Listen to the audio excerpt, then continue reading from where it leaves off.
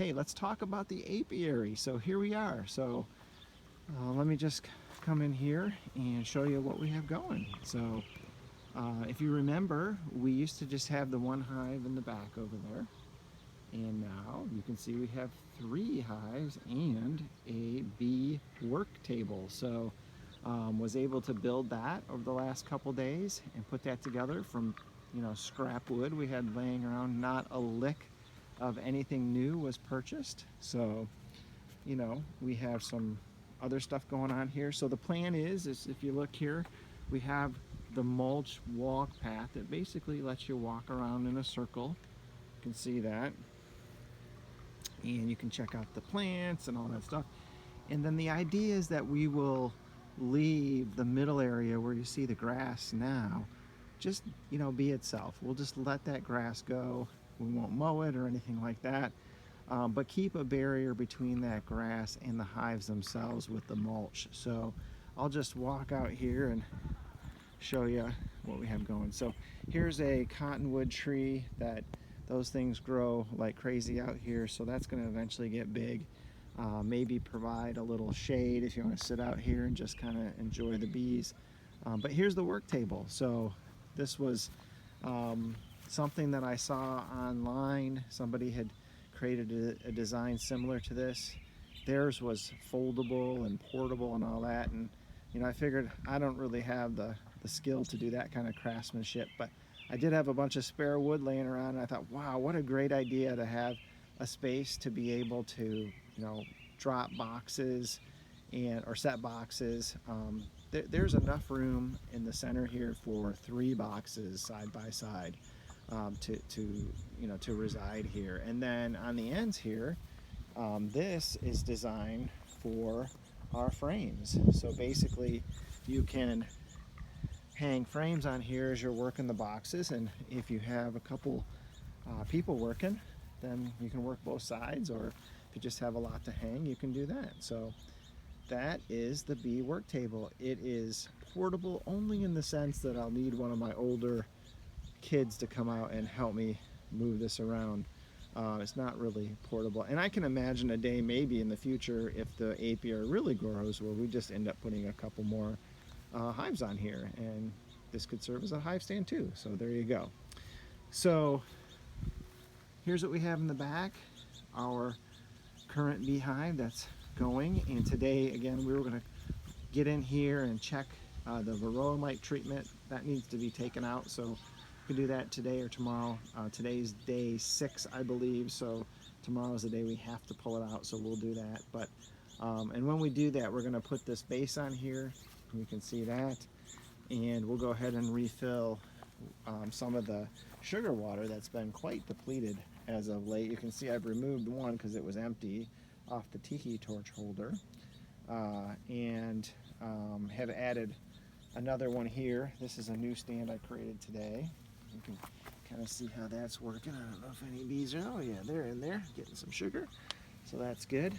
And the bees have completely taken to this multi-level sugar water system. So they go to all levels of the sugar water and get it and bring it back into the hive. Now the sun's just going down right now, so all the foragers have been streaming into the hive, and now the activity has slowed down quite dramatically. So they're just getting ready to call it a day and chill out inside the hive. So there's hive number 1. One little addition I'll show you is this is more for fun. I saw somebody else do something similar to this on a YouTube channel, but I basically, for each of the stands, for each of the hives, I've created a little kind of logo or symbol for that particular hive. So this is the Constance hive, and that's the symbol for that. And then I'll take you over here to hive number 2. And the idea here is kind of a bee's wings symbol. And then if we go over to hive number 3, we see we have bee's wings with a bee in the middle. So that's number 3. So those are just meant to be kind of symbolic. I heard somebody once say that, hey, if you're not painting your hives different colors, then maybe something like this would help the bees find their hive.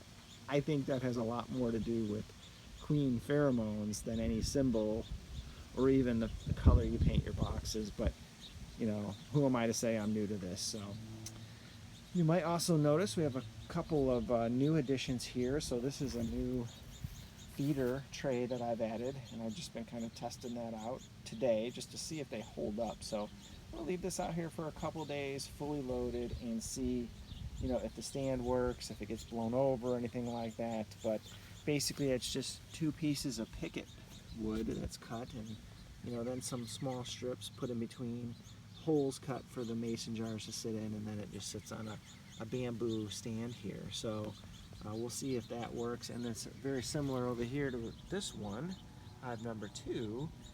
Basically the same thing, except it's much shorter. So that's really the only difference there. But there you go. So this is our apiary. So I'll just step back here and just give you kind of a full view of what it looks like. So greenhouse over here. We have some new apple trees we planted. 1, 2, 3 there, and a 4th in between the 2 hives in the back. And then the 3 hives, the bee table, and a nice little path to roam around on. So quite a little place of peace and harmony, and I just hope that the bees thrive here and continue to do well and pollinate all the plants in the whole neighborhood and surrounding farms. And you know, if we get honey, that's great. That's not really the reason I'm doing this. I'm doing this because, you know, I want to help save the bees, and they're struggling with that varroa mite and other stresses due to climate change and things like that. So anything I can do as a hobbyist to help the bees grow and thrive, I think is a good thing. And what partners we have in bees. So I'll just leave it at that and talk to you next time. So tomorrow we'll have some video of taking a look at in the Constance hive and seeing how she's doing and what's happening there. And look forward to talking to you then. Have a good one.